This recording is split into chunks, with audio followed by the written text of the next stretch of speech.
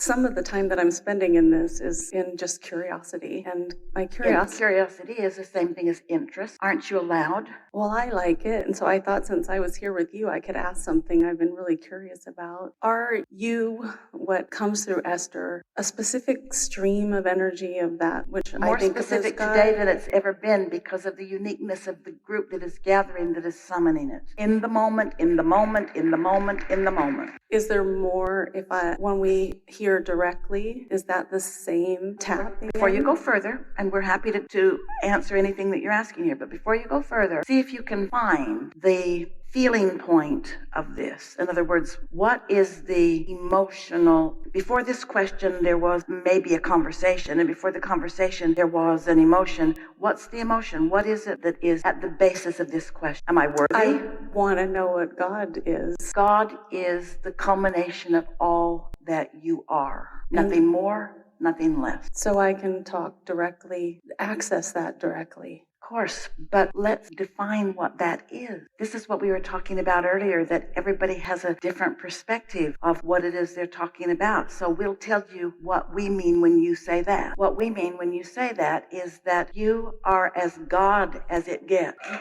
You are the manifestation of that which God intends and focuses upon. You are an extension of that. And in any moment, you can tell by the way you feel how much of that which you are allowing to be present in any moment. Most humans don't let much of that in moment by moment because you've been fed such a bill of goods about what that means. God wants you to do that and not that and that and not that and that and not that and that and not that. And so many people are there all over the place, and rarely, once they come of any age at all, are they in that place of just knowing that they are loved and expecting things to go well. It's something that you have to feel your way to. Oh, you know it when it's happening. So cliche, it's everywhere, it's all of you. But if you don't know it, then that's just so many words. But when you have had an interest in something and stayed focused and the interest got a little bigger, and then you began articulating it, and then something manifested that supported it exactly, for that moment you feel blessed. You feel like the receiver of that which you're asking for. But until you figure out how to maneuver yourself through thoughts by paying attention to the way you feel into those deliberate moments in time, then it's just somebody else assigning to you whether you should feel worthy or whether you shouldn't. More cliches is an inside job. There are so many things that you know, but you just have to show yourself by intending something. Esther sat on the airplane yesterday, and she flew Southwest. It was a direct flight, and direct is always her first choice. She likes that the most. So she's sitting there, and there's an empty seat sitting next to her, and she said to the woman there, they said the plane isn't full, so maybe we'll get lucky. And what Esther meant by get lucky is nothing annoying will happen between us. And the woman just looked at her like, I see your mouth moving, but can't you see I have my iPods in and I can't hear anything you're saying? So she's just smiling and nodding at Esther, and Esther is thinking, so much of the world is like that. We think everybody's listening to us when really they're not really listening to us. They really don't care what we're saying. And so Esther was just having a little fun with herself. And then a beautiful girl is coming down the aisle, and she said, is that seat taken? And Esther said, no. Would you like to sit here? She had a bag, and Esther said, you want to find a place for your bag first, because there was no place for it here. And she started to put it back a little further, and Esther said, how about that spot right there? I bet you can get it in that spot right there. Then you won't have to be upstream. And when Esther said upstream, she thought, I hear that voice. And she's here today. She was on her way here. She lives in San Antonio. So those things make Esther feel blessed. Then there was a baby sitting right in front of Esther, having a hard time crying. And Esther said to her new friend, for a long time, I carried a stuffed animal in my purse just in case something like that would happen where I could soothe someone. She pulls a stuffed animal out of her purse.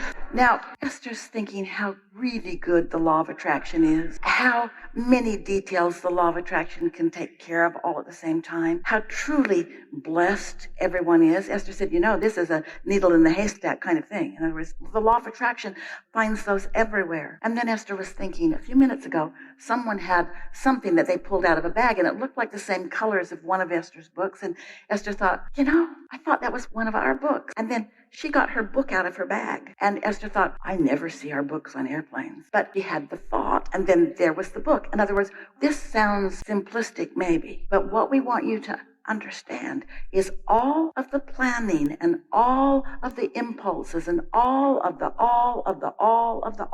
that went in for these two to get to rendezvous and have such a good time together. She lives in San Antonio and is coming here today. Don't you think that's nice? And doesn't seem like anything really big, does it? In other words, most would call it a coincidence. We would call it deliberate creation on both of their parts. We would call it vibrational matching. We would call it the way the universe works. We would call it the water coming to a boil. We would call it inevitable. We would call it impossible for it not to happen because that's how it works, you say.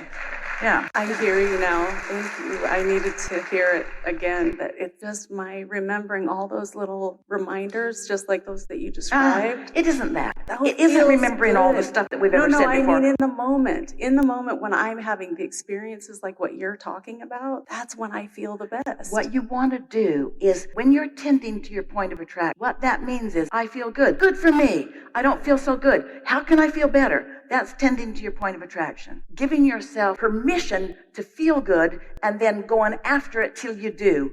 Now.